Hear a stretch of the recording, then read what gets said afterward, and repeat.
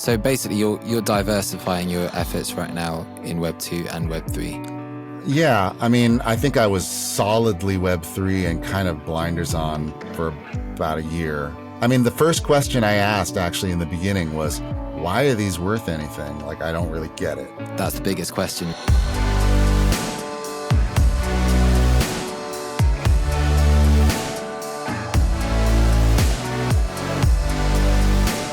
GM, welcome to GM Good Music, the podcast that dives deep into the hearts and minds of music's most innovative artists. I'm your host, Josh Savage, and today we're joined by Genzo, a legend in the music industry with a career spanning 3 decades, from his early days in Seattle to his recent foray into the world of music NFTs. Genzo has continuously reinvented his art, and today we'll explore his rich musical journey and his exciting ventures into Web3. Genzo, GM, how's it going? GM. Are you awake? Good to see you, man. I am. I'm almost awake. I think I'm awake enough to talk, and though I can't be held responsible for what comes out of my mouth at this point. Yeah, well, appreciate you waking up early. Of course, part of Web3 is always getting used to the time zones and all that malarkey. Can we start with how you kind of, your baby steps into music and what kind of drew you to eventually what drew you to becoming a DJ? But let's kick off with your start with your piano.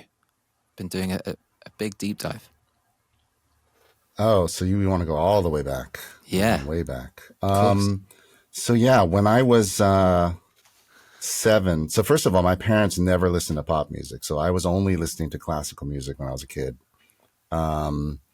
And when I was 7, I heard the Moonlight Sonata, and I got obsessed. And I literally listened to that vinyl over and over and over. It was vinyl as well, mostly by ear. I'm old, man. Yeah, so it was only vinyl. And CDs didn't exist back then.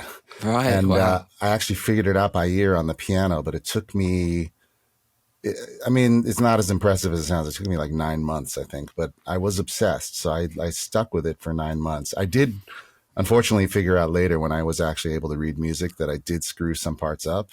It was pretty close. But that kind of started it. And of course, when my parents saw that, they were like, do you want to take piano lessons? And I was like, yes. So that was the beginning of my musical obsession. How was that, having piano lessons in the beginning? Because I had a terrifying teacher. I had a great teacher, Kathy Pryor, and I really liked her. Then I got to a point where I sort of outpaced what I could learn from her and sort of being in groups lessons with other students or whatever. So she started taking me to another woman, Michiko Miyamoto, who was sort of like one of the top teachers in the Seattle area. And yeah, unfortunately for Kathy, I kind of abandoned her. At that point, I think it was a little bit sad that she facilitated that happening. And then things got a lot more intense. And mostly it was not even the shame from my teacher. It was mostly the shame from the other students who would yell at me and say, you have these massive hands and you're wasting them. You're not practicing enough. And because I wasn't practicing enough. And so, every time I did like a competition, well, all the other students from this teacher did. But every time I would, do a competition or whatever, the adjudicator's notes were the same. It'd be like, great musicality, needs to practice. Because, of course, I would be screwing up left and right. And then when I was 13, so I was also completely into sports too. I played football, basketball, and lacrosse. And when I was 13, I jammed my middle finger really hard in basketball, and I ended up snapping the tendon in it. And so, like, literally, it was like this, and I couldn't straighten it. I would push it up, and it would just go and fall back down. So I had to wear a splint. And while I was doing that, my teacher was like, well, there are a handful of one hand only sonatas or something like that. Mostly composed, I think, by composers who had been in one of the world wars and had an arm blown off or something. And so they started writing these one hand sonatas. So I actually performed one. And then she said, well, do you want to just keep playing this piece? There aren't that many of them, for the next recital. We'll just keep working on it. And I was like, oh my God, can I just take a break until my splint comes off? And then, we'll start again. And she's like, sure. And I never went back. As soon as I stopped, I was like, oh, this is great. Oh, I'm not practicing. I have so much extra time to, I don't know, play video games or something stupid. But right. I basically just quit music at 13, and I didn't pick it up again actually for years, not for like 5 years or so. Interesting. So how did you end up picking it up again? And did you miss it? I mean, I didn't miss it at all, actually, because I was obsessed with mostly playing football, American football, the barbaric one. Right. I figured. And the barbaric one. But well, it's weird because I feel like the football fans over there are more barbaric in the stands, right? But the sport itself is worse on this side. But anyway, I guess I was still always interested in like sort of the synths and stuff. Like we would travel to Japan to visit relatives, and we'd go to a part of Tokyo called Akihabara, which is like the electronics capital. And I would see all these keyboards and drum machines and stuff. So I saw like the original, Juno 106 or whatever, in the 808s, and when they were just coming out. And I was always fascinated by them. So at a certain point, I guess it was my senior year, and it's the stupid reason. It was a girl, and I wanted to write a song for her to impress her. And that's sort of what got me started again. Did it work? And it sort of worked. We went on a date, but it didn't go much farther than that. Okay. Should have done an album. But yeah, totally.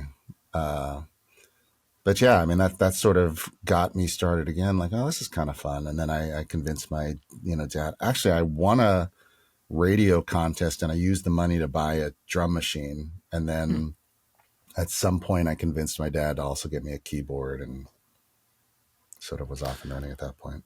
What radio contest? Like, what did you submit for it? Oh no, it was just like it was a call-in, like be the 10th caller. Okay.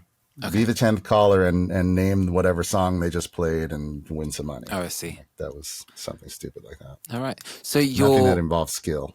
Your roots just fast styling. Your roots are American Japanese. Oh, I'm half Japanese, yeah, and half Jewish. My mom is from Japan, from sort of the southernmost island, and my dad's American. He was born in DC. And were they quite into music themselves then? They're music appreciators, and my dad does play guitar, though he sort of was self-taught in college, and he mostly plays bluegrass, so he can only play kind of that style. And if anytime I've tried to teach him other songs or chord progressions, somehow he manages to warp it into sounding like it's bluegrass, just the way he finger picks or whatever. Oh, right. So yeah, there was a guitar around, and they obviously encouraged my love of it with a piano, but they're not per se musicians. Right. And it sounds like your dad was a big supporter, which kind of led you to doing music professionally, right? Well, yeah. One thing that he did, which was kind of amazing. Both my parents were completely supportive. But one thing he offered me was the summer after, I guess it was my senior year of high school. I was like, God, I don't want to go back and work at Pizza Hut or wherever it was that I was, had worked the summer before. And he actually said, well, look, I'll make you an offer. If you treat your music like a job, you actually clock in at a certain time and you work and you keep track of what you're doing and you show me the results of your work, that can be your summer job. And I, of course, jumped at that chance. And it was really, really kind of an invaluable experience because it sort of taught me to, treat it more professionally and actually, because before then it was always like, oh, there's a girl and I feel this way and I want to write something. And then I would write a song, but then I wouldn't write anything else for like 6 months or something. This made me sit down and write 5 days a week. Wow. And I really think that sort of work ethic stuck with me when I actually turned pro, you know? And out of the 5 days a week, how many songs were you aiming to finish by the end of that week? Oh, I don't even remember. And it was probably terrible what I was writing back then too.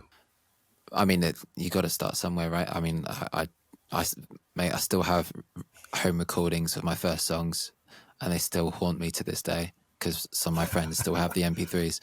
I don't think there was a set number of, I wasn't required to do a certain number of songs, or it was really just to show that I was working and I was progressing and doing stuff.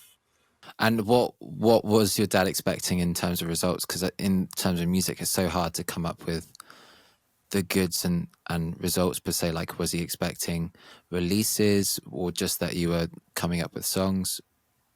Releases? Dude, you know how many years ago this was? This was pre anything. You couldn't you couldn't independently release anything, I guess, right? No.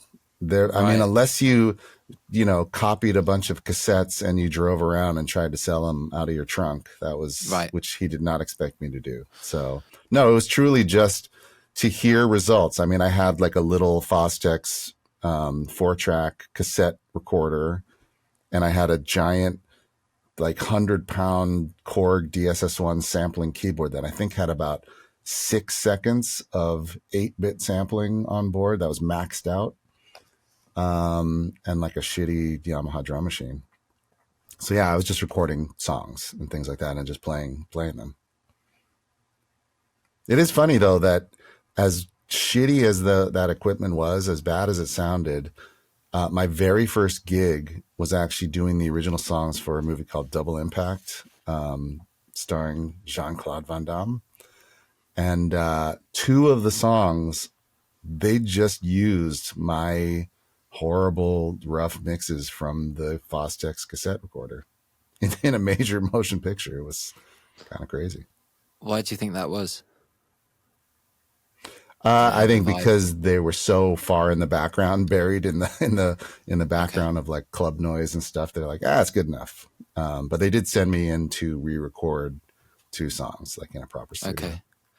So, how long did it take until you got your first gig from being paid full time from your dad? Well, I went off to college at that point after that summer. Which was where? And I actually went. What were you studying? Well, here's the thing. I went to a prep school here, and I was I don't think anyone actively brainwashed me, but it was just sort of the peer pressure of what was happening around you and seeing where everyone was going. So my goal was, I have to get into an Ivy League school, and I obviously should not study music because that is an insane profession. Like, it's horrible. You should not do that. So that was basically my track. Is I got into an Ivy League school and I went off to study not music, anything but music. And my dad. What school? Sorry. I went to a school called Brown. It's in Rhode Island. What's the term of the school that you're using? I've never heard of that before. Which? Oh, Ivy League. Yeah. There's a bunch of schools that are in the Ivy League that are like Harvard, Penn, Princeton. Oh, I see. Yale, I see. Okay. So Brown, top Cornell. Schools, right? Yeah. Cool. So I went off to find what my academic passion was going to be at Brown. And also, my dad is a retired professor, and he taught not only for years at the University of Washington here, but he also taught at Harvard too. After my sister and I went off to college, and then they were empty nesters, and he went back to Harvard. And so he taught there until he retired. So it was kind of just sort of this unspoken expectation that I would somehow end up in academia.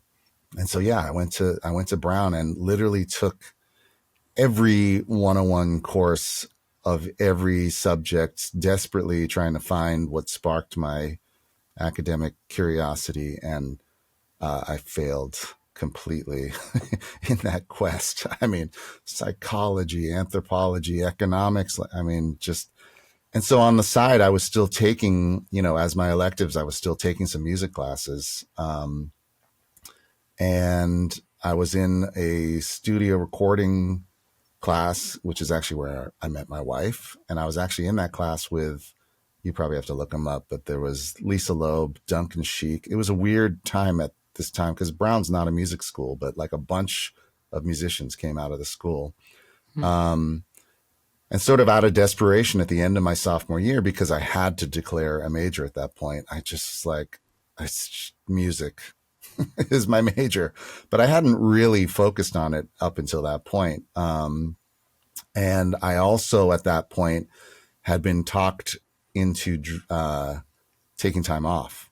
So I was in a horrible band with actually my eventual wife and this guy is a really good friend of mine who I still work with today.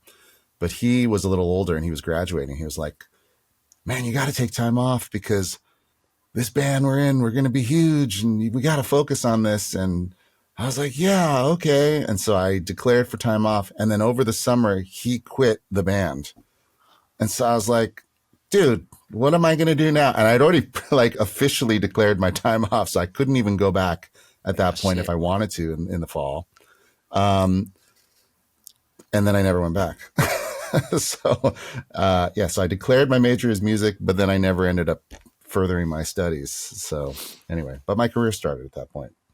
Oh, and so I guess to answer your question, this was a long-winded way to get there, but that year that I was taking off, I actually, once I realized, okay, the band is done, and my dad had just gone back to start teaching at Harvard, I was like, can I just crash with you guys? I'll pay rent and I'll get a job and all that kind of stuff.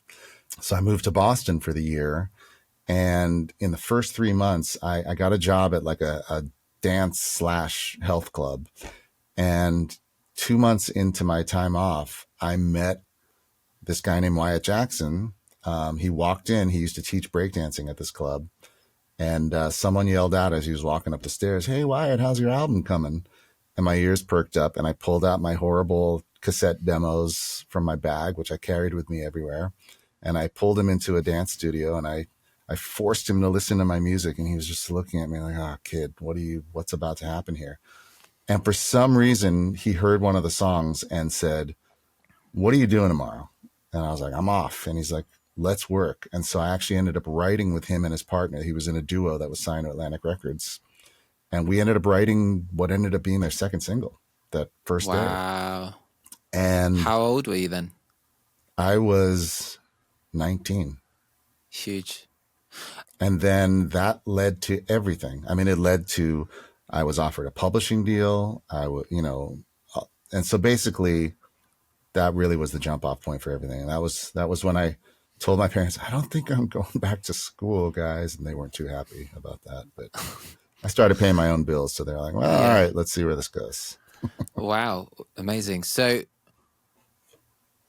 did you still have an inclination to pursuing music full time back then? Like what inspired you to carry your tapes everywhere?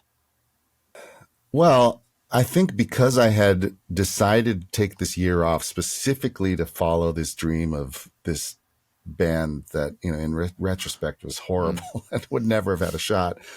I was like, well, I'm going to take this year because I just figured, all right, well, I'm going to take a year off and I'm going to go back. I was already a year. I was a year young in my grade anyway. So I was just kind of like, well, whatever. I've always felt young. Maybe it's good to just have a year off and then I'll go back because, of course, that's what's going to happen. But I decided, so all my off time that year, I was just writing like crazy. I kind of took that work ethic that my dad had instilled in me before, and I was just writing constantly and recording all these demos. And yeah, I don't know why I was carrying them around exactly. It's not like I was thinking I was going to meet somebody.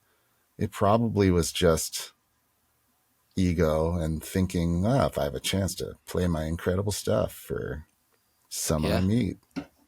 And you did. I don't know. I mean, amazing. But I always had them in my bag. So I wonder how you do that in 2023, I guess. You would just share a link to your music or something and just force headphones on someone's head. I guess it's a lot easier in that way. Yeah, You hold What up your would you phone and say? you blast your latest TikTok in their face. Yeah, yeah. um, I guess, I think one of the hardest things when you go freelance is just setting yourself a routine. How are you doing that creatively? Like, what time would you start work? Did you have like a rigid routine, or would you just kind of go with the flow? What's your best advice to Back then? creators today? Yeah. Oh, Like, I we mean, going back then nine I to was doing the five? We just typical just, oh God, no, no, no. I mean, okay, I would start late and work late and sleep right. in late. And no, there was no structure at all. It was just truly just driven by an obsession to do something. And the thing is, like, when I got offered this deal, so this publishing deal was offered to me by this company called Third Stone that was actually owned by the actor Michael Douglas. And it was run by a guy named Dick Rudolph, who's actually Maya Rudolph's father, Maya Rudolph from SNL and movies and stuff. But he also was married to Minnie Riperton. And so he wrote that song, Loving You. Anyway, so he was running the publishing company / record label. And when I was offered this deal, I had to find a lawyer. So I got a lawyer who And I that's still good. actually work with till today, actually. And he looked at the deal and said, "This is one of the worst deals I've ever seen. Don't sign it." And I said, "Okay, but if I sign it, I mean, what's the worst that can happen? They're going to give me some money." And he's like, "Yeah, not enough." I'm like, "Okay, fair, but they're going to give me this money. It's in advance, right? So if it completely if everything fails and I fail to do anything at this point, I don't owe them the money, right?" He's like, "No, it's their loss at that point." I'm like, "Well, then I'm going to take it, because I just had this feeling like this is this strange opportunity that's presented itself in a business that I had zero ties to. Like, it's not like I had family or friends or anybody that was in the business. And I just had this feeling like if I pass this up, it may never come again. I mean, if I pass this up, I'm just going to go back to school and then eventually be a professor or something, and that's it. And I will always think, well, what if I had taken this and gone to LA? So I took this terrible deal and and just moved out there.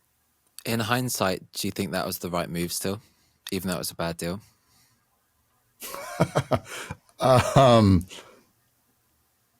Yeah, I think so. I mean, I love creating, and I can't imagine wanting to do anything else. So, yeah, I do think it was the right move at the time, Right. because I'm not sure how any other opportunity would have ever arisen, honestly. Um, if I want to think about a financial stability, mental health standpoint, maybe going back to school and becoming a professor would have been a safer, more Yeah. sane route. But I don't know. I've really enjoyed my career. So Yeah, I yeah. think it was the right choice. In this day and age, though, do you think that case still applies? Now that there's the internet, if you build your own following, you don't need to sign a shitty deal. But I guess that era was completely different because the internet is not what it was today. You can't, it's not Yeah. like you have a phone, which is like a window to your life. And if you're consistent with the content, you can get that, Yeah. the same level of exposure. Yeah, we used to walk around without cell phones then. So I don't know how we didn't all end up lost all the time. Right. But Yeah. But yeah, Use I mean, proper maps I and often things. say this in spaces too, is that, when people complain about gatekeepers in Web 2, I'm like, what are you talking about? There are no gatekeepers. Like, when I came up, everything was gatekeepers, because you literally couldn't make a commercial piece to release, like we were talking about before, without the help of a record company or Right. somebody who would give you the money, because you had to go into a big studio and it was really expensive, Right. and someone had to give you money to do that.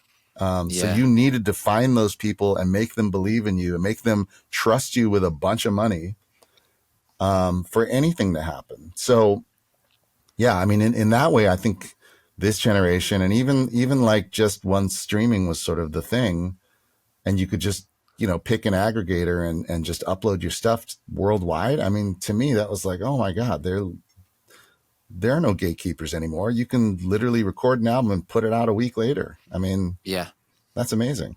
On the flip side, everybody can record an album and put it out a week later. And so rising above the noise is just, I haven't figured that out in this day and age. I mean, I do miss that part where, maybe it took a little more commitment in the beginning of like picking up and moving. Like I had to move to LA and I had to be around the industry and I had to network and I had to meet people. But at a certain point, it was like, once you get sort of known, once people sort of realize, oh, this guy doesn't suck. Like, you can actually get work and be recognized for your work. Whereas I feel like now it's even more of a lottery. It felt like a lottery back then, but now it really just feels like roll the dice, throw something on TikTok and pray it goes viral. Yeah. That kind of drives me a little crazy, but pluses and minuses, Yeah. I would say, but at least if you have the work ethic and you're consistent, you do have a really good shot, I think. But sometimes that consistency can take years, if not several years. But I have no doubt if you can stay consistent, you can get to wherever you want to be. Like, for example, with my career at Genzo, like, as a musician, I was not the best in school. I wasn't, but you could say I'm the last man standing from school. Like, I'm the only one who's still consistent doing it today, which is how I got my opportunities. And I might not have been the best back then, but I learned as I went along. I had the humility to kind of take people's criticisms in the right way and grow and I've been doing this for over a decade, but it's like, and I still don't know if I can still do this for the rest of my life, but I'm going to do everything I can to make sure that is possible. And that never changes though, man. I don't know either. I don't know about me doing this the rest of my life. Yeah. I mean, I hope so. Yeah, of course. But I don't think that, that part hasn't changed in that it takes an incredible amount of work and it takes time. I moved to LA and so I was under this false impression because I signed this publishing deal. They actually got my stuff in that movie that I mentioned. Yeah. And then because of the group that I had met that led to everything, I ended up working on their album too. And I ended up producing like almost 4 songs on their album.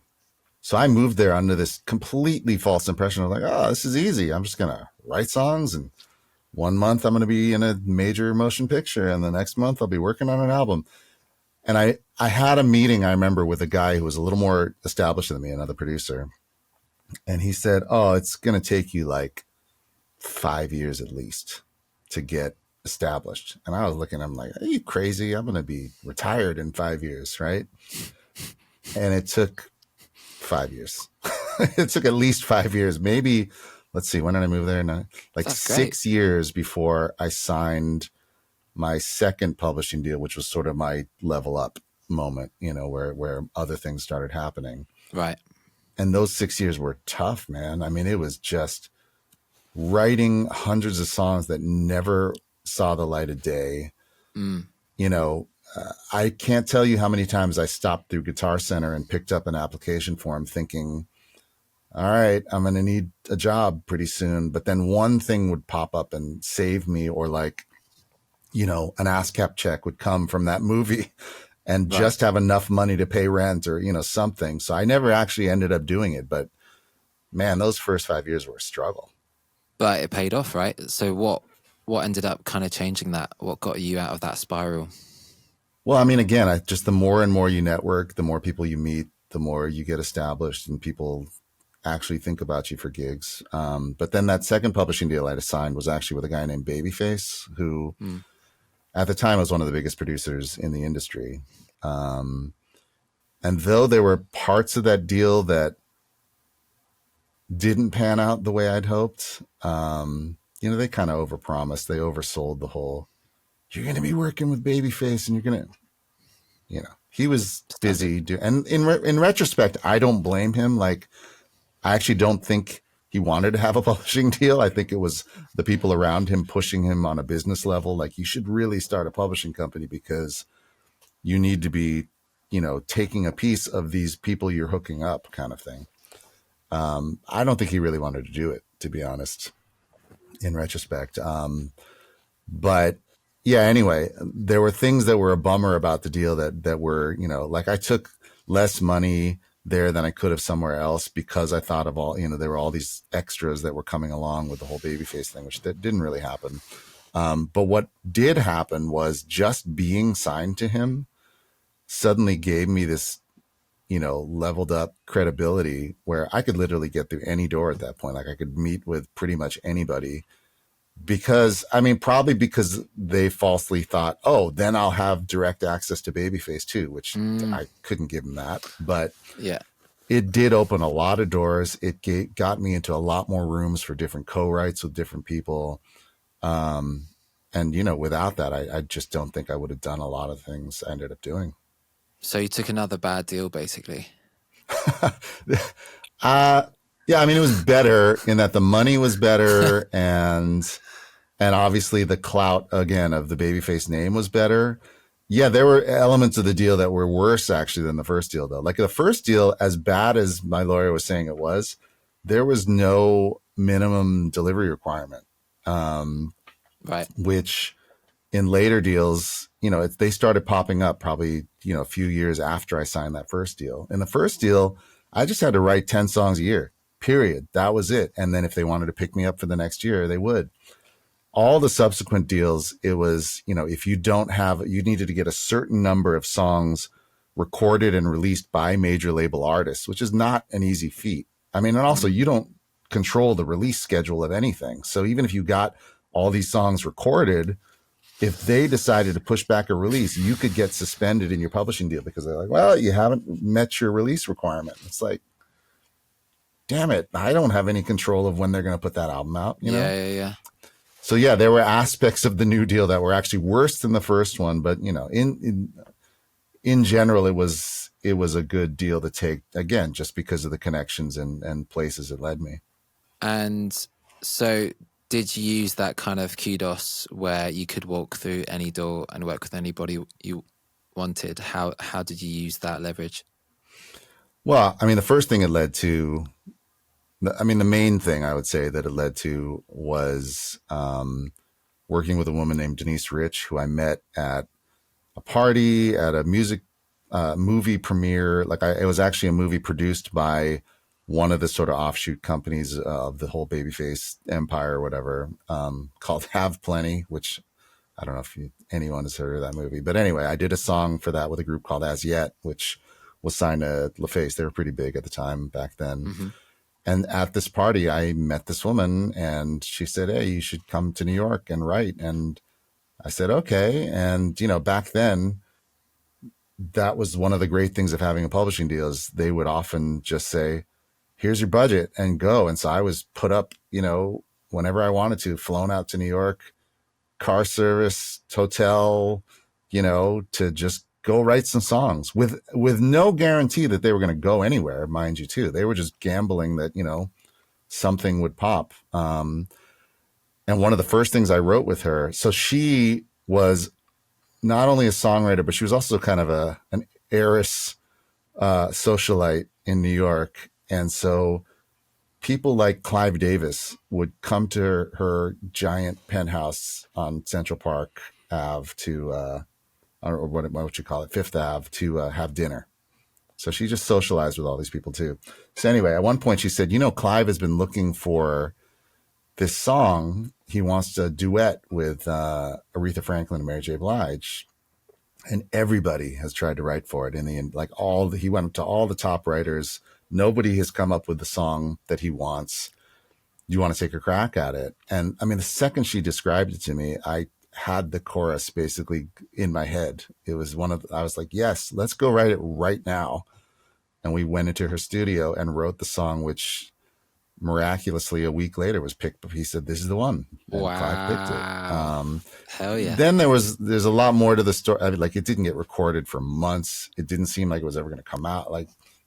There's a lot more to that, it seemed like it was not going to happen many times over, but it was one of those weird times where we actually wrote for a specific project and it actually went on that project. Like that has almost never happened. And of course, then that song that ended up being a Grammy nominated song. So again, it was just sort Huge. of these little moments of leveling up. But yeah, that never would have happened if I didn't sign that second publishing deal. Yeah, yeah. How did you? What were your next steps after the Grammy nomination? Were things a lot easier after that? Were you able to kind of get more? I guess more income to kind of pay your bills without stressing too much on that front. Yeah, I mean, back then, yeah, it was a pretty good time because not only was I getting the publishing income, but I started working a bunch with Universal Records. And then I ended up with them doing like a production deal and a first look deal. And yeah, and then my wife and I wrote a song. This was sort of back in the Latin crossover craze, like after Ricky Martin had just become Right. huge.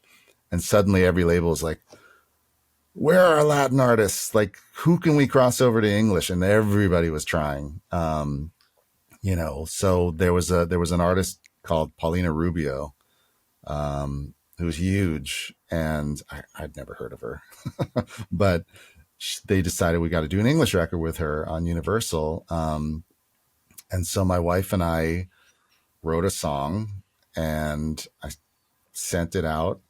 It's a weird thing where this sort of was another lesson where I realized that you kind of just have to do stuff and put it out in the universe and then forget about it or not think too hard about it because you have no idea how things are going to go or how people are going to react. Because the next morning I listened to it and I literally had a panic attack. I was like, oh my God, they're never going to call me again. This is it. I've just ruined my relationship with Universal. This is terrible. And I was freaking out. And then a week later, I found out it was her first single. So I ended up having to go and record it with her. And that was a huge hit. It was like a huge hit worldwide. It was like top 40 here in the US, but it was like number one in every country that speaks Spanish. It was like number one for weeks. And yeah, all those kinds of things. Again, I can't remember what led to what, but I'm sure the fact that I'd done the Mary Aretha thing influenced the people at Universal to be like, maybe we should work with this guy or, Yeah. Fantastic. And what was your wife doing up to then as well? Like, was she writing just like you and producing? What does she do? She's never been quite as obsessed as me. When we first moved to LA, she worked for a real estate company. So she was running the graphics department at a real estate company. So she was doing that and kind of writing at the same time, just not as often as me.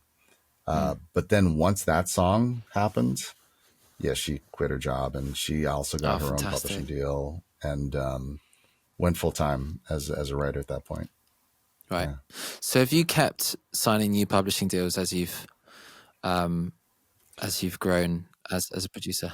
Right. So I have not. So here's the thing. So even though I think in retrospect, I can appreciate the position Babyface was in and sort of what the situation was a lot more now. At the time, I was really angry about a lot of things. And there was a point, and part of it was that minimum song requirement thing, because I sort of felt like I'm getting all these places myself. Like, why am I even signed to you? What are you doing? Right. Again, like, I think I didn't appreciate the situation as much as I do now. But the second I had a chance, there was sort of a legal miscalculation, let's say, on their part, where I didn't have to alert them to the fact that I'd actually completed my delivery commitment. And they had a 30-day window to pick me up for my next option. And I quietly waited for 30 days and then I walked out of my deal.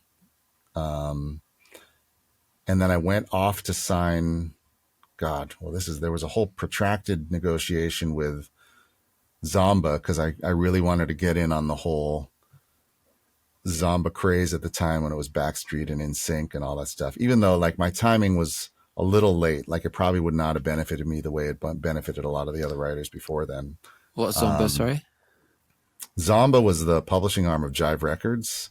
Okay. And they really were one of the first to just say, Jive releases are going to be written by Zomba writers, period. Like they would not go to any. So I had actually co-written a bunch of songs with this guy, Howie D from the Backstreet Boys, hoping to get on the Millennium album, right? Which is the release in 2000.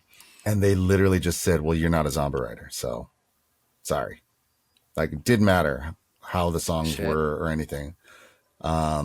And literally every writer on that record was from Zomba, which is the publishing company, which, I mean, business wise, smart, right? So, and that was the case with all that stuff back then. So Britney Spears, Backstreet Boys, NSYNC, all the Jive artists were only being written for by Zomba writers. Oh, shit. So when I left the Babyface deal, my first thing was I want to go sign a Zomba because I want to be like the next Max Martin or whatever. But then, God, it was just the most frustrating negotiation that just stretched out for, I mean, we're talking thousands of dollars paid to my lawyer to just make no headway, basically. Like every time they'd be like, oh, okay, and they agree to something, they would, I think they thought they were being sneaky, but they would put in some other language somewhere else in the contract to make it worse. So right. and my wife had signed with Universal Publishing at that time, and they had been courting me saying, well, why don't you come sign too? And I was like, well, you have my wife.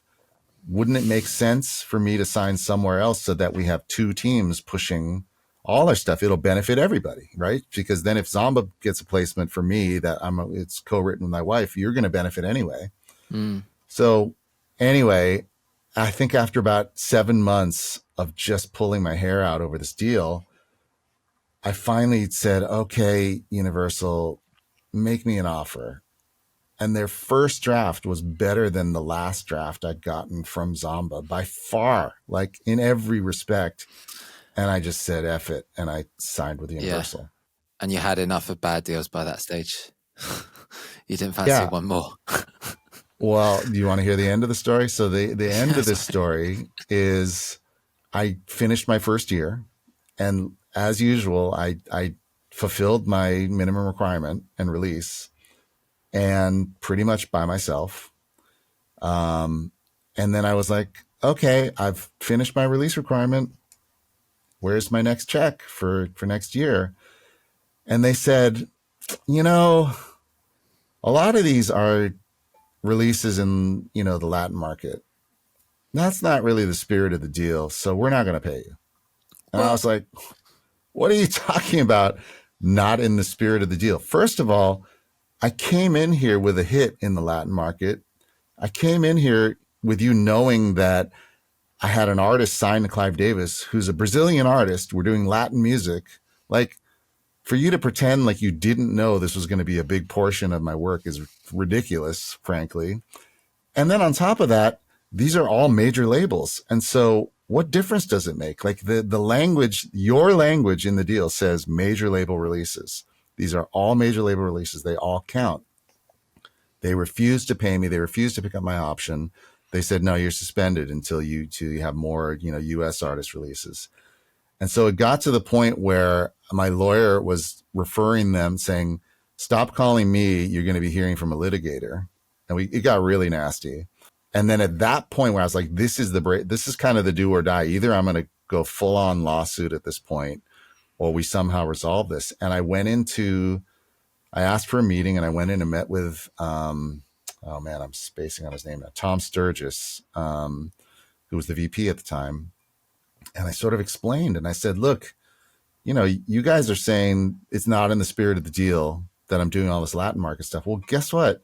You're not getting me a single placement is not in the spirit of the deal I signed either. I thought you were going to do more for me.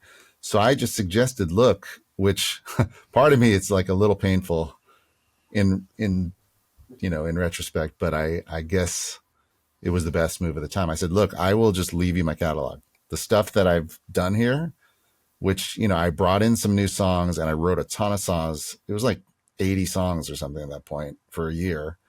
I was like, I'm just going to leave them with you. Like, you can have them, but let me out. And he's like, all right, let me think about it. And on my drive home, he called me and he's just like, okay, you're out.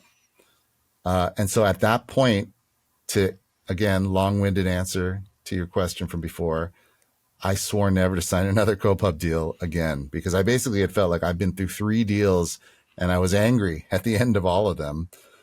I don't want to do that anymore. So the next deal I did wasn't a co-pub. It was just an administration deal. I ended up doing a deal with Cherry Lane Music, which now has been folded into BMG or whatever. Right. But yeah, I have not signed another co-pub deal since then. Well, thanks for sharing that. That's a fascinating journey. And I'm wondering as well, like, especially now Web3 technology is coming into the fold and really changing things up, and about bloody time, especially in the music industry. Do you think publishing deals are still going to become relevant? Do you think they'll still become necessary for artists? Because I guess a huge advantage that you have right now, Genzo, is that, well, do you think a publishing company would advocate you releasing music NFTs right now? Or do you think they will try and block it? Oh, I think unless they have a piece of it, they're for sure they would not allow it. And I'm assuming that most new publishing deals are going to have language in it saying we get, 50% or 25% or whatever of any NFT sale. And then how you negotiate that is really difficult as well. But I think a huge advantage that we have is not having a publishing deal holding us back right now. Sure. Yeah. I mean, I've done a lot of things that, being a free agent made it a lot easier to do, for sure. Well, I mean, just even, all the NFT stuff. But, even just like small deals and little sync things and whatever that I didn't have to clear with a publisher or whatever, has been nice. And then in those cases, I mean, even, one song I did with Luis Fonsi, who, is obviously on a major label. I ended up just getting, a single song, like administration deal for that one particular song. So yeah, I mean, it's the flexibility is nice. If I'm being totally honest though, this part of it, like the sort of self-marketing and the social media and all that stuff, like this is not the generation. I didn't grow up in this, and it's been a challenge for me. And honestly, if a great publishing situation came along where I felt like, somebody's actually going to be pushing my stuff and I don't have to be doing it myself, I would consider it. I would definitely think about it. I would read the language very carefully, but yeah, there's something to be said for having a team of people, no matter how little they're actually doing, if they're doing something and or the association with the company is also helping you open doors or whatever, there's something to be said for that still, I think. But then how do you know if they're actually going to do something or not? Like, it's so hard to provide any guarantees, right? So no, you don't. And for the most part, they don't. I mean, it's, it's more like a bank loan in the grand scheme of things, but might as well take the bank loan though, right? Without any of the music hassle sometimes. Yeah, well, and also it's not exactly a loan, it's an advance, so you don't have to pay it back either. Like if you just completely fail and you never make any money, it's just their loss at that point. I mean, you may be stuck in that deal forever at that point, because they can suspend you indefinitely or whatever now. It's funny, like I was saying, like it's great that there are no gatekeepers and whatever now. And my goals these days mostly focus around my daughters, to be honest, and helping them to try to start their careers. Oh, wow. Yeah. I don't know how to do it all by myself. So, I mean, there's definitely like part of me that's like, I wouldn't mind some assistance. Yeah, for sure. Somebody. Same here. And shout out to my music NFT community who are helping me create this podcast as well. And that's really beautiful. So, but that's the thing. It's like, I'm working with my fans who might not have the skills right away, but it's beautiful because I know they're in it for the right reasons, and they'll do whatever it takes to learn the right skills necessary to be a part of this journey with me, which is really beautiful. And on the other hand, you might work with someone who does have the skills, but they don't have the same level of dedication or the same amount of passion that your fans might have. But anyway, totally. Tell me about how you got into the dark web of Web3?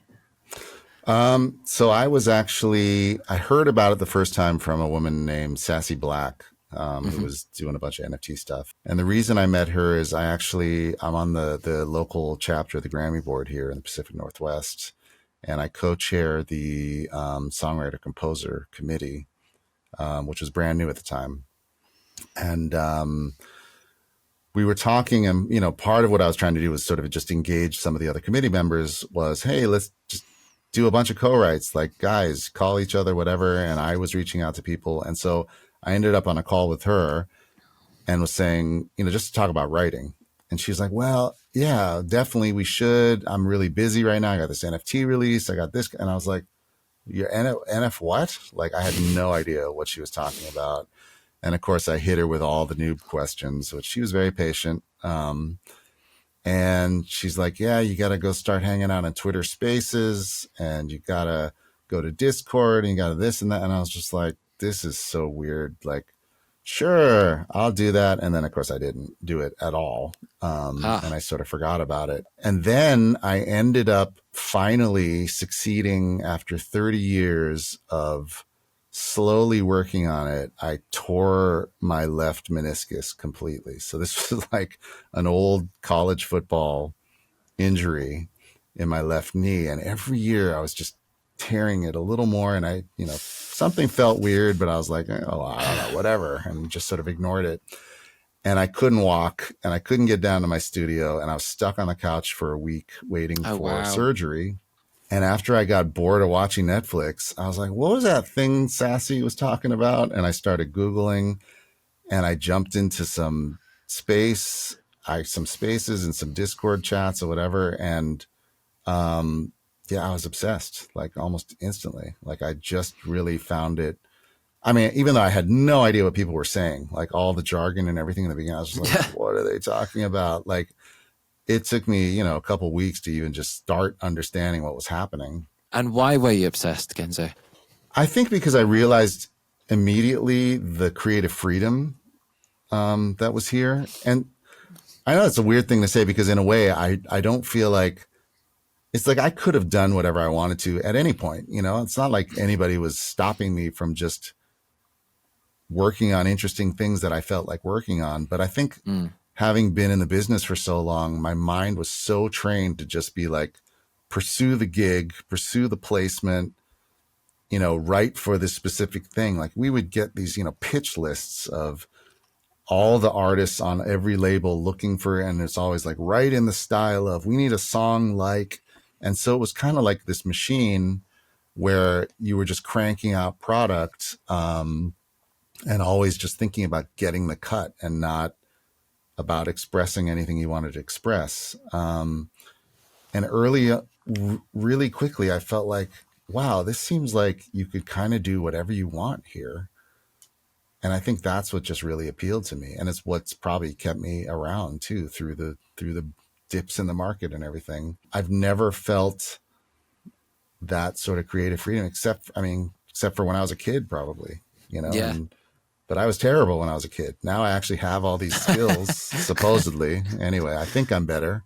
To then be able to put them to use however I wanted was just kind of an exciting thing. And the first collab I did was with a photographer, and we ended up doing this sort of animated photo with music with it was sort of almost a song, but not really. It was kind of more scored, and, another false impression of how things were going to go. It got her onboarded to Super Rare, and then we sold it for 3 ETH. So I was like, this is great.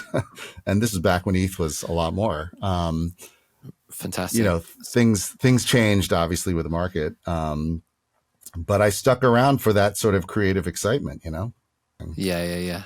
A lot of money for a creative project, especially selling music and photography. For something that I did in like a couple hours too. I was inspired by this photo of hers, and an hour later I sent her back what was, ended up being the track for it. And then we added to it. So, it took a little more work than that, but it was just like, oh my God, we just did this thing. We created it. We just put it out there, and then it sold. Like, it was kind of this incredible feeling that I, because before it was always do the work, hand it to the label, and then hope they do something with it. Yeah. And basically forget about it because I have to keep working on, move on to the next thing, and then hope one day I hear that it's coming out. Huge. Wow. So that was your first job? I'm sorry? As well. That was your first Yeah, that was the job. first thing that I was on. Yeah. Whew, and so I did another one with her there. that sold. Yeah, well, I did another one with her that sold for 4 ETH. Great. And then after that, the next exciting thing I did was a drop with my daughter. Because the other thing that I realized was being able to sort of pull the whole visual side in was something I've been learning sort of along the way. Like I've become like an animator and a videographer and a photographer and whatever. And my older daughter, is actually in college for visual arts. And I think she sort of felt like she had to make a choice between visual arts and music. Why? And I don't know. She kind of was like, I'm done with music. I'm doing visual art. And we were like, okay. So that just for whatever reason, she got that idea in her head. And I heard about async and I heard about these new things called music blueprints coming out, and well, rip async. That's makes me sad that they're no longer, they're shutting down by the end of the year. But anyway, we were one of the first people to use the music blueprints tool, which was generative. So it's like a generative music and art project. And we were the first like full length pop song to release with the tool. And that was just mind blowing for me. Like it actually changed the way I think about writing, because we realized early in the process of writing this song for it and making this project that we were like, God, you know what? We could have different chorus lyrics and we could have that be part of the generative element, is that you don't know what chorus you're going to end up and you can change the meaning of the song or, and we didn't even push it that far in that particular release. But having that opportunity, first of all, to work with my daughter was, both my daughters still work with me, which I don't know why they still put up with me, but I'm gonna just ride that as long as they'll continue to want to work with me. But then it was also an opportunity, this project for my daughter to also do the visuals on it. And it's this really cool sort of PFP looking thing. And every mix is unique. We ended up doing 78 stems of music and vocals and stuff. So it had like, I forget, 121 million possible combinations or something like that. And so the market was still pretty good then. So we sold like 130 of them at 0.05 or whatever. So yeah, I was just having way too much fun. And I think, the thing is like, so then obviously the market crashed, sales are a lot harder now, blah, blah, blah. But having been in the industry for 30 years at that point, I'm like, 1 year I have a number one single and the next year I can't get a job. Like, what's the difference? Like, this is just market up and down. Like, I don't care. I'm just going to keep working and keep creating. And so, I'm just having too much fun creatively to leave the space at this point when a lot of people jump ship, Mate, I completely empathize with that. Like for me, what was a big shock to the system when I entered the space was just how I could literally release any song I wanted and it would be embraced. And it wasn't about trying to fit an algorithm, about pandering to any hurdles creatively. I could literally do whatever the fuck I wanted. And that I'd not experienced that before since my early days in music. And that just, and I was at an ultimate low back then because of the pandemic and just being rejected from the music industry time and time again. And it was like, well, actually, maybe there's a better way. And this was certainly it for me and allowed me to fall back in love with my music and but also just to make money again from music, which was just very surreal because no one really bought my music especially not for a while since the pandemic, if not before that too. So I've never been more inspired actually, and actually I've been loving this bear market, Genzo, creatively, like because I remember in the in the Bull Run, like I was in Spaces literally from the time I woke up till the time I went to bed at 8 a.m. my time because of the time zones. And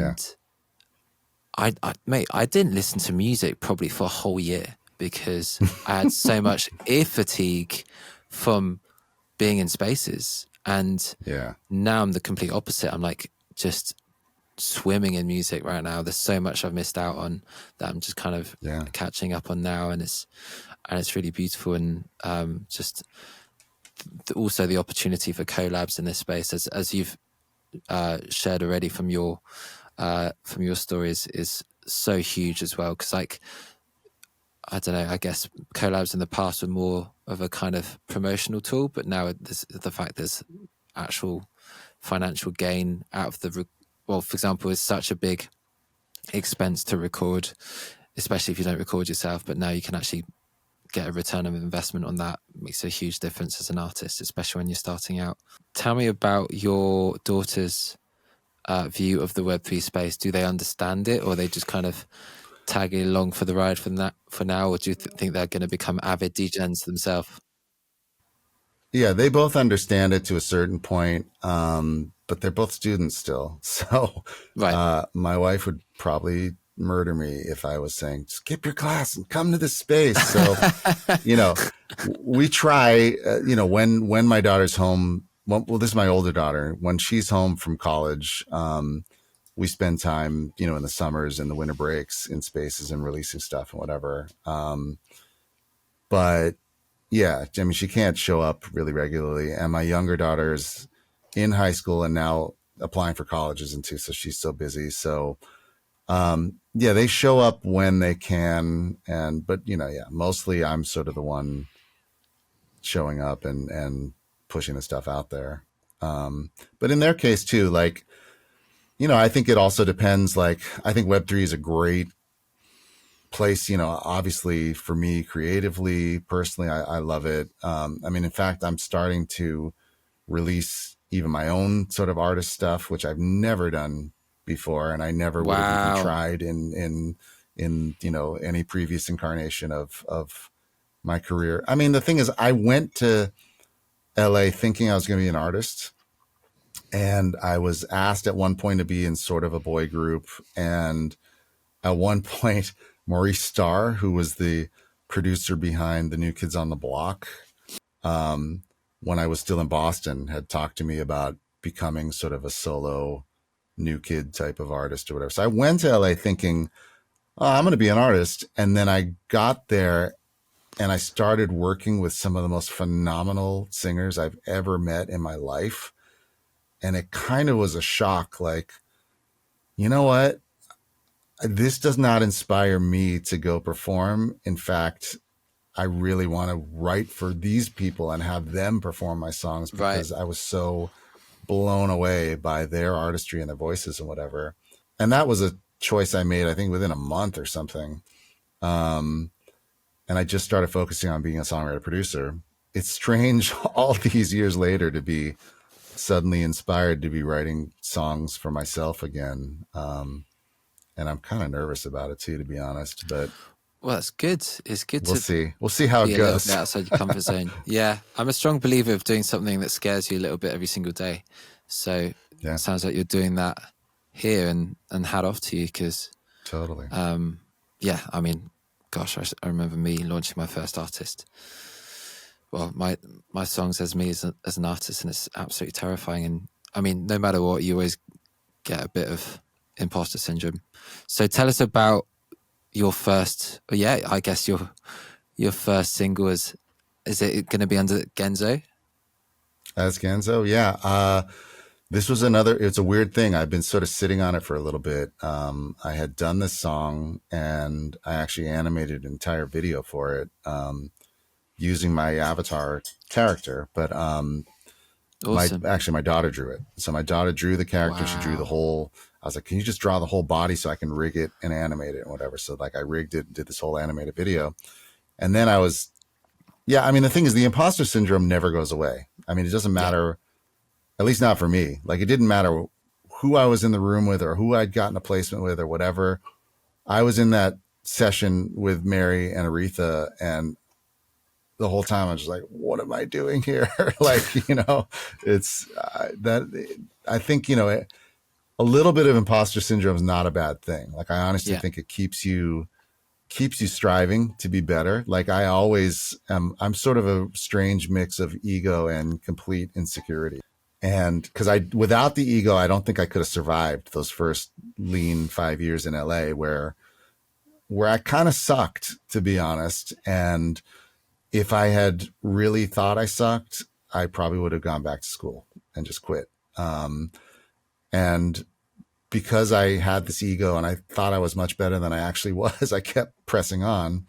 But yeah, the imposter syndrome thing never goes away. Like, anytime I put anything out, I'm always like, what if people don't like this? Or any day that, like, I wake up and I'm not inspired, I'm like, have I forgotten how to write songs? Am I done? Like, I mean, those thoughts still creep into my brain. Well, how do you fight that? How do you overcome it?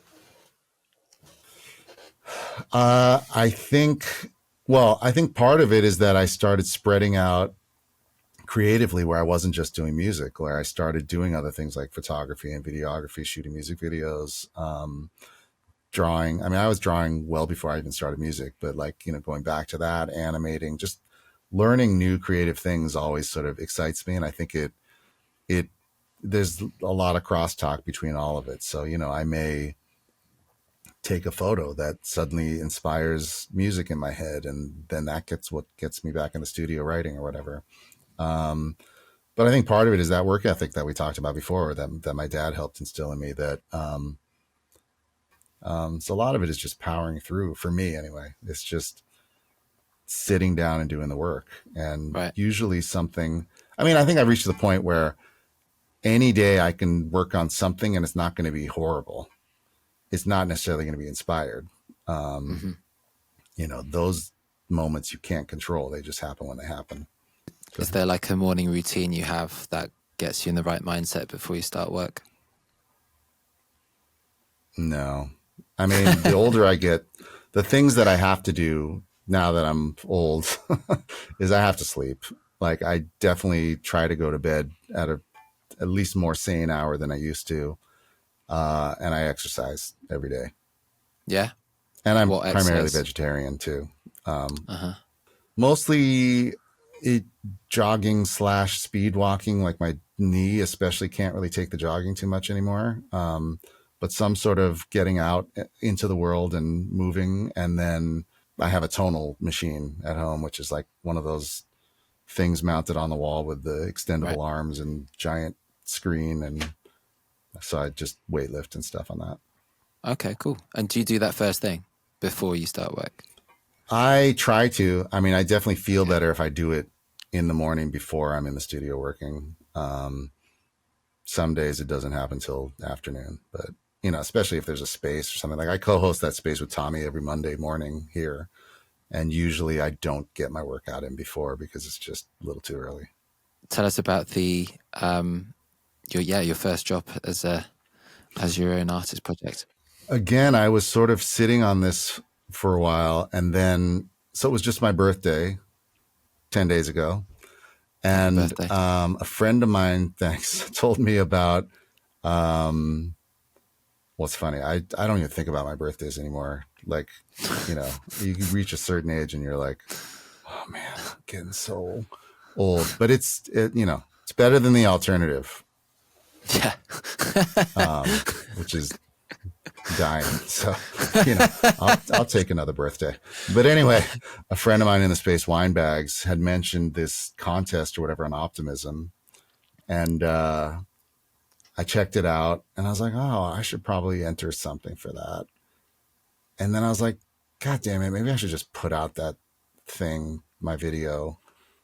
And I think beyond the sort of nervousness of the imposter syndrome playing a part in me sort of holding it back, the other part was I worked a long time on that video, and I kind of felt like this has to sell for a lot because it's the most work I've put into any NFT I'm going to put out, and the market sucks now, so let me not put it out. And then I just kind of realized, I was like, you know what? I just want this to be out there. I don't really care. So I'm going to put it out, and I priced it at 0.0111823. So my birthday, I Oh, just wow. priced it at the day that I released it. So it's the cheapest thing I've ever put out, even though it was like the thing I worked the hardest on. And then I made it available for 53 days, which, anyway, that's a clue to how old I am now. Anyway, yeah. So of course it's the one time I've never pre-promoted anything either. And I've done a really terrible job of shilling it because the imposter syndrome part, where it's so easy for me to go into space and be like, check out my daughter's latest thing and it's awesome and it's this generative blah blah blah, and like, Yeah. and it's a lot. I'm finding it a lot harder to talk about myself. It's So so hard, man. Yeah. anyway, it's out if anyone is interested, and I will probably never release anything this cheap ever again. There we go.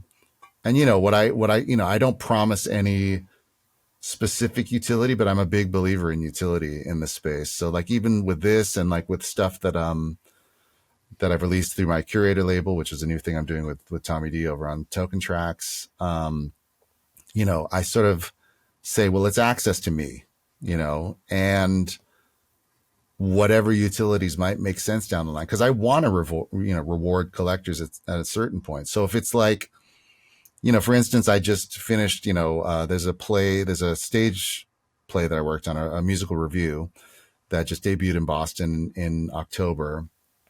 And we're now talking to some national sponsors, blah, blah, blah. I'm like, look, if there's a national tour of this play soon, holders will get in to see it, or if it comes through your town or whatever, or if one of my daughters ends up blowing up, when she's on tour, you will have access, like backstage, whatever, like that kind of stuff is what I'm hoping to eventually reward collectors with. I just don't know what it is at this point, because who knows what's going to happen with any of this stuff, Especially in this space which evolves so rapidly. Yeah. Awesome, Genzo. And so tell us a bit more about the curation you're doing with Token Tracks. Have you got any other drops scheduled at this stage, or still very much a work in progress at the moment? I met Tommy. Well, I mean, I've been hanging out with Tommy in Spaces for over a year now. Have you met each I other met in him in real New life York. yet? Oh, you have. Yeah, that's true. Yes. Yeah, we did in New York City. Yeah, Yeah, same I was there time too. I met you. Yeah.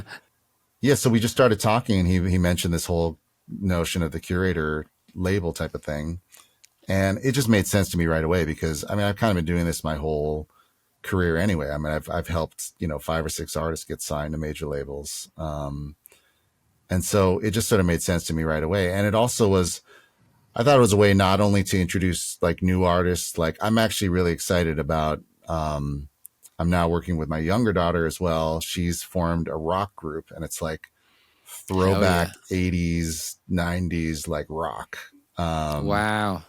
And so I'm excited to release that stuff. It's very different. My older daughter's more sort of like Phoebe Bridgers, like sort of indie acoustic, kind of stuff.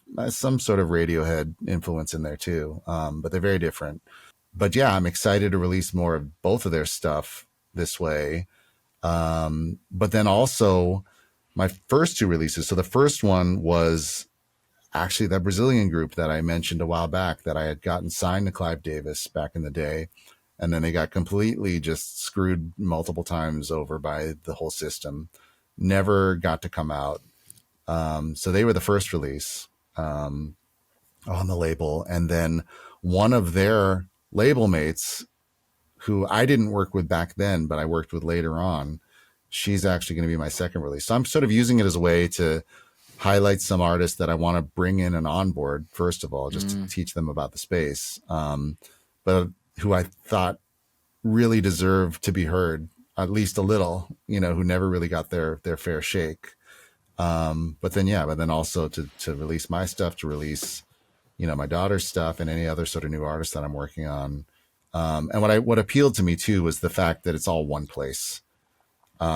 because I also enjoyed the bear market a lot in that I experimented a ton. I mean, I experimented with different chains, different kind of drop mechanics, generative stuff, just sort of straight, music drops. I did one that was just a PFP drop even. That was just like a free mint or whatever that all the bots swooped in and bought it out, which was a bummer. But anyway, but what I sort of got to the point of like, I don't want to be trying to like drop on 50 million different platforms on different chains and always having to tell people, yeah, for this one, go over here and you're gonna have to bridge to this and so it also appealed to me that way. I'm like, okay, let me just focus like the primarily my music and also music video stuff in one place. Like that really appealed to me too. Cause I haven't released, this is actually, I guess, the first music video that I've put out as well, this animated one of mine. But I have a whole bunch of music videos done and shot and in the can with my older daughter. And I've just been looking for the right place and time to release those as well. So this felt like a good opportunity for that too. Fantastic. Genzo, what do you think are the biggest challenges for us releasing music on the blockchain right now? That we're very early. There aren't enough people here. I mean, to me. You mentioned in Web 2 there's just so much noise, and what's, I guess, a good thing about Web 3 right now, there isn't as much noise as there is in Web 2. Yeah, but there aren't enough collectors, in my opinion anyway. I mean, maybe I just haven't found them or they're not that interested in me. I don't know. But it just sort of feels like there's a lot still of sending ETH back and forth to the same wallets, Oh, yeah. Thanks for buying mine. Oh, you got something out? I'll buy yours. It's like, we're just giving the gas away, basically. So, I mean, I think that's a challenge. And honestly, I mean, it depends. I think it depends what kind of artist you are and what your goal is. I mean, I think, Violetta is an example where she's really been like, I'm not even putting my stuff on streaming anymore, and I'm going to focus all my energy on this community. That's definitely one way to go about it. I mean, I had been in talks actually with Nifty, who both you guys worked with, about doing one of those big drops. I think probably before yours. And right. I said no, because I realized watching Violetta, I was like, I can't do this. I am too old I cannot be on Spaces hosting every day, 5 days a week for 16 hours a day. Like I have kids and like a wife, I don't know how you do it with kids. I can't possibly do it. So I actually didn't end up doing it because I was like, I can't manage a community of that size. And I'm also doing these other things like working on this play and other things, still in Web 2.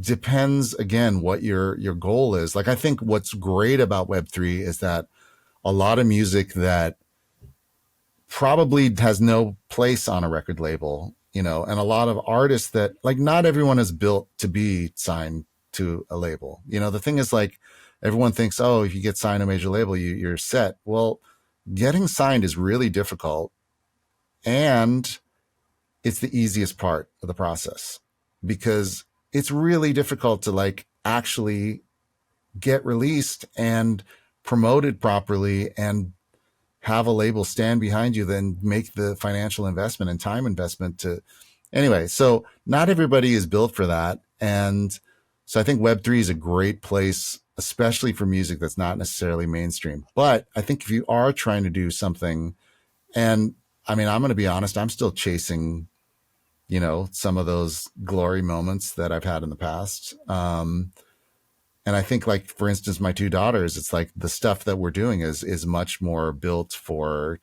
kind of a mainstream audience, so with them, we're really balancing, like we're definitely going to have a presence in Web3, but I look at the Web3 part more as the superfan VIP access part of it. So I don't want to do these giant drops, open editions, whatever on their kind of stuff. I sort of see it more as like we do these small, scarce, 10 editions, 15 editions, whatever it is.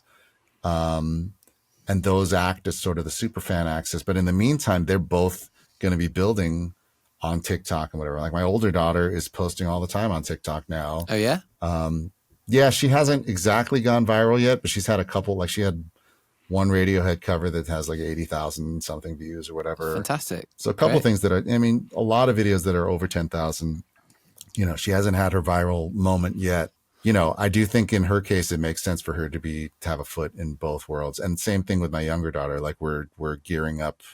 We just don't have enough content yet, but you know, I'm recording all their rehearsals. They have a gig, their first gig coming up in a couple weeks, which hopefully they actually rehearse for, so it isn't a mess. But I'm just capturing lots and lots of footage and stuff so that we can start so important. a barrage of stuff on TikTok and whatever. Mate, TikTok's funny. Like my stuff that goes viral on TikTok is stuff that has nothing to do with my music. Like I had a viral video go off, which is me failing at making a pancake and having me screaming in the video. And this was back in my early days in TikTok, not really knowing what I was doing and uploading anything. And another one was complaining about Brexit, basically. Typical. And it's funny how many Brexiteers came at me with that. But I was like, oh, okay, it's not just young people on TikTok. I had loads of old people having a go at me. So that's quite entertaining. Well, I've had success on TikTok as well, but like you, it had nothing to do with music. So funny, isn't it? It was all politics and it was animation. And so it was basically when I was learning to use this new animation program, and I was just sort of messing around. And literally a week after I got this program and could barely use it, I was like, I'm just going to start uploading stuff. And it just started becoming my release for some of the frustration I had with what was happening with politics. And man, it just blew up. Like I ended up having 250,000 followers and, you know, lots of videos with millions of plays and whatever. And so I kind of got an inside look at how things can work on TikTok. So I'm hoping to use some of that with my daughters now, but it's a lot harder with music because you actually need to capture someone's attention for more than 1 second, you know, like you need someone to actually pay attention a little bit, at least to the song and want to hear a little bit. Because, you know, if I look at my analytics on that site, I mean, 15 seconds is where the viewership just drops off a cliff. And that's even for the ones that had millions of views. It's like, you know, it's a minute long video and 15 seconds. And I'm like, these people didn't even wait for the punchline. You know, anyway, but TikTok is an interesting beast. But I mean, I don't know. I mean, tell me if I'm wrong, but it really just sort of feels like the only kind of way these days when it comes to the traditional side. I mean, I obviously still have some connections and stuff, but the difference now is that, you know, I used to be able to walk an artist into a label and have one demo recorded, but if they were really great in the office and sang really well, they'd be like, this artist is amazing, we'll sign them. But now, obviously, it's like the first thing they want to know is how many streams, how many numbers, how many followers, how many. It's just like that's all it is now. And so it just sort of feels like social media is the only. I mean, on one side, it's like, it's this incredible opportunity where anybody has access to it and anybody can go viral at any time. You never know. But that's the part that I was talking about that just feels like a lottery, where it's just sort of like, just got to keep posting until something pops, you know? It's all about numbers these days. But what I think is very much overlooked is what we're building on Twitter Spaces and making loyal fans, because you can't, like, one loyal fan who will support you, whether it's joining your Patreon or buying tickets to every show or buying your NFT, is worth more than potentially 100 passive fans on your social media, if not thousands. And just having that 1,000 true fans angle is actually more possible now than ever. And I think that's being overlooked these days. You know, it's like everyone's still working hard on TikTok, and as they should still, but a lot of people are completely blind to what we're building right now in Web3. And as the things like, you might have all these followers on TikTok, but that's not paying your bills. And whereas you could have just 25 true fans supporting you with your drop, your music NFT drop or otherwise. And that is actually going to help you grow a lot more, I think. And it's so much more liberating as well, you know, creatively, like we've discussed today. Totally agree. And I mean, I think, you know, again, that's why I'm delving into both worlds, you know, simultaneously, because, you know, but one thing I've always thought too is I really want something that sort of started organically here in Web3 to then cross over and really go mainstream, because I do think that also will then drive up, you know, the value of the NFTs and stuff. So that's, to me, how I really want them to work hand in hand. But yeah, totally. I mean, I do think the true fan thing, the 100,000 true fans, is a real thing, and it's really possible. I think I'm really bad at asking people for help or asking people for support. I'm getting a little better at it. But, you know, before, no one ever saw my face either. I mean, I was literally just the guy in the studio, and, you know, I knew record company people, but like no one cared. Like, and I didn't have to talk to anybody or talk to fans or. What a waste. What a great face too. Yeah, anyway, it's really exciting on one hand. I used to be pretty cute back in the day.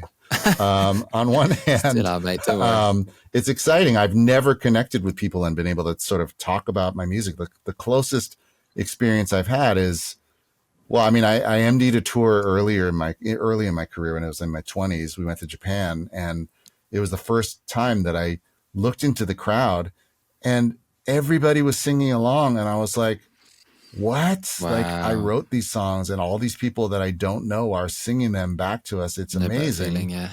And then I've had, you know, a couple of those experiences of being, you know, in an arena or at a show, and the artist gets up and the stadium knows the song and they're singing. And I'm like, you know, but they don't know me and I'm not actually talking to them. And that's also been an exciting piece to this, is, you know, is being able to connect with the people actually listening to the stuff. So yeah, I mean, and again, but I almost want to keep it small and manageable in a way, so that if something does blow up in Web 2, goes mainstream, it's like, you know, those are the mass consumers of it that are just listening on Spotify and Apple Music and whatever. But the core people over here that have been supporting me along the way as we've been building that stuff, you know, those are the people I want to hang out with and give backstage passes and all that kind of stuff, you know? Yeah. So basically you're diversifying your efforts right now in Web 2 and Web 3. Yeah. I mean, I think I was solidly Web 3 and kind of blinders on for about a year. Oh yeah. And then the first question I asked actually in the beginning was, why are these worth anything? Like, I don't really get it. And which is a valid, that's the biggest question, really. I think that's why people listen to this podcast too. I mean, great. Why don't you answer that for us now? Yeah, I mean, to me, utility was the thing that made, and I know there are a lot of people that are like, it should just be about the art, but I'm just sort of a realist in that, like, look, music was driven to zero many years ago. Like, music's practically free. Like, it basically is free. And so I don't think for the casual listener, they're going to want to start suddenly paying a bunch of money for music that they've been getting for free for decades. Mm-hmm. But if you figure in the utility side of it, where you're actually making these connections and you're connecting with these people, then it makes more sense to me. And so I've always been thinking that since the beginning, was like, I also want the value of these things to go up because it's blowing up on a mass scale. But then there's this other side of it that's sort of the VIP, you know, side that's getting the utility and whatever. Anyway, that's sort of my jumbled answer. Do you think music should stay at zero then? Do I think it should? God, yeah. No. But I think it's too late. I don't see it. You think so? Changing. Really? Yeah. Why? I mean, because as long as these streaming companies exist, where I just think we've trained generations of the world to just treat music as if it's free. and it's going to be almost impossible to untrain that with the current systems in place. And I don't almost see impossible though. Oh, sure, I'll give you it's that. It's going to take Almost time, impossible. I think, but yeah, I mean, it's hard to say. But on the flip side, I do think, I'm very thankful for the music business. Like it, I've done well by the music business, and it's done well financially for me. But, if I really think about it, I'm like, well, I was making a lot of money sometimes just from having an album cut on an album that did well, that maybe only had one single that did well or a handful of songs that were good. And people were forced at that time to spend like $10, $16 buying the whole CD. It was great for me because, if an album went platinum and I co-wrote one song on it, that would translate into 40 grand, 50 grand or whatever. But on the flip side, from the consumer side, I'm sort of like, I bought a lot of those CDs too, that I was like, damn, there's only one good song on here. Like, wow, that was kind of feels like a ripoff. So, people talk about, and I talk about the good old days because I miss those days too. Though I miss it more for other reasons. I miss it for sort of more the being in big studios all the time and the camaraderie, and the working with a lot of musicians in person instead of over the internet. But I do think that was a warp time too, where maybe we were fleecing the consumer a little more, and now it's a little more based on like, do you actually like the song? It's just unfortunate that record companies cut so many backroom deals with all the streaming platforms once they realized where everything was headed, and that we all get screwed over from it because they're doing fine. I mean, record companies are getting the lion's share of the money. They're just not passing it downstream. Exactly. In the pandemic, the music industry had made an all-time record, I think, in overall income. However, artists were still not getting anything of that. Well, very little. I remember one of my first panels at NFT NYC, a fellow panelist was announcing that, and saying like, he was saying, "Oh, we can't say that the music industry is fucked and all that because it's still making a lot of money." I was like, "Yeah, but us as artists are not." And I was still starting out back then, speaking on stages, and I wish I spoke up more at that panel in hindsight. But I mean, that's why we have this platform now as well to speak about it. Where do you see? Let's close off with where do you see the music industry going from here? How do you? First of all, super admirable that you came from the traditional music industry and adapted as you went along, by the way, and credit to you for that, because it's so easy just to complain about the change and not actually learn as you go, and you've completely done that, Genzo, and that's really inspiring to hear your journey on that. Where do you think we go from here? If I had not been adapting for the past 30 years, I would not have lasted, period. Like, 100%, yeah.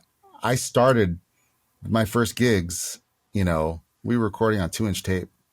You want to make an edit, you got the razor blade out. So, wow. I've had to adapt every year. I mean, things just change all the time, and technology advances, and you just have to keep up or you're going to be left behind. So yeah.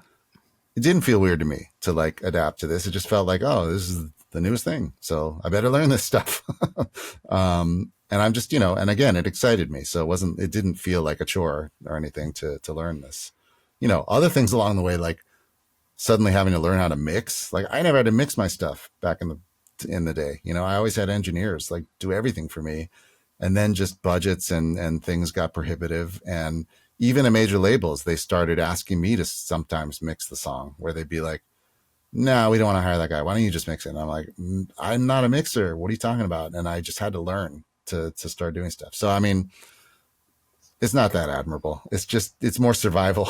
I want to keep doing this stuff. And so, you either adapt or you die, Well, exactly. Yeah. But you make it sound easy, but it's not. It's really not easy to adapt and I'm tired, keep learning and stuff. I'm tired, and I've had high blood pressure since my late 30s, so it's not easy. Yeah. But it's fun. But finally, it's like I there's nothing else I'd rather be doing. So I mean, that's why I keep doing it. And I guess that's the secret, right? You keep it fun. Yeah. Well, I mean, like you, when the pandemic was happening, I had reached kind of an all-time low where I'm like, I think I'm done, and maybe I need to find something else to do. Yeah. But then I ended up doing some really fun virtual sort of collab stuff. And one that we actually used, we partnered up with an organization here in Seattle to raise funds for COVID-19 relief. And then another one later on was we partnered up with a voting organization to try to register new voters. And so that was another sort of eye-opening thing of like, oh, I don't have to just write silly songs to just try to make money, but I can do things that maybe have some social impact as well. But those things led me to also, I think, because we were all trapped together, starting to work more with my daughters too. You know, they've really reinvigorated me in terms of wanting to still have some more sort of stuff go out there and have some more success in the industry. So yeah, that's sort of what's kept me going too. Where do I see us going? I have no idea. I mean, it's funny because I feel like I was late to the party with the music industry. Like if I'd been 10 years older, I would be retired on an island somewhere, you know? Because as my career was peaking is when Napster and streaming gutted the industry. And I completely missed the boat with social media and trying to become YouTube influencer or whatever, because I hated that shit in the beginning. I was like, I'm not putting pictures of my kids out on the interwebs. And so I completely missed that boat because my kids were really young and I was just more focused on that. This is the first time I've ever felt early to anything. Is this sort of the blockchain and Web3 and whatever. So I'm excited to see where it goes, but yeah, man, I don't know. I don't know what I really think is going to happen. I haven't figured that out. And in terms of record companies, like, not to be a Debbie Downer, but I don't think they're going anywhere. I think they just have too much. The infrastructure's too big. Their connections, they control the copyrights that they hold. I mean, of just all the classic artists and whatever. Like, they're not going anywhere. And eventually they will adapt and they will infiltrate fully this arena too. And I think maybe that's partly why I'm also thinking more these days about not being 100% focused on Web3 and sort of straddling the line, so that I'm still making the inroads there, because I don't think they're leaving. I mean, I do think their role is going to be changed into more just like a label services thing, where it's more like supporting artists that have already, blown up to a certain point. And then it's like, you need that team, you need that push, and you need all the infrastructure and connections to push you to that global level. And it's more just going to be like that. I mean, they haven't been developing artists from the ground up in years at this point. I mean, that hasn't happened. I don't think anyway for a long time. So I think, their role is going to change, and hopefully artists will have a lot more power too, in that they'll be able to do, more like partnership type deals, 50-50, like kind of just marketing promo deals or whatever, to take advantage of their infrastructure, but not have to sign away their life. We were happy back in the day when we would get a production deal and we would end up with 20%, to split amongst the production team and the artist, So hopefully it's not those kinds of deals or those 360 deals or whatever. But yeah, man, I don't know, man. Life is unpredictable. I can't tell you how it's going to happen. If I knew, keep adapting, I'd probably be retired. Who knows? I'd still be creating. I love it, so I'd still be doing stuff. But yeah, I just think we just have to forge on. But I wouldn't totally ignore Web 2 if your aim is world domination. Yeah. Yeah. Amazing.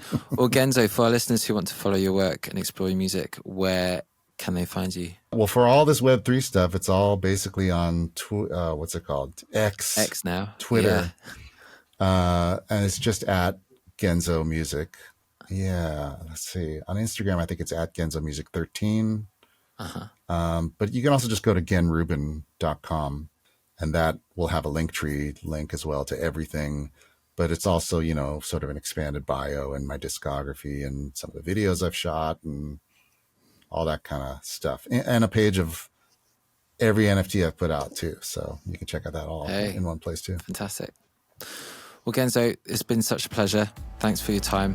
Thanks for sharing your story. And to everyone else, GN, and we'll see you again next week.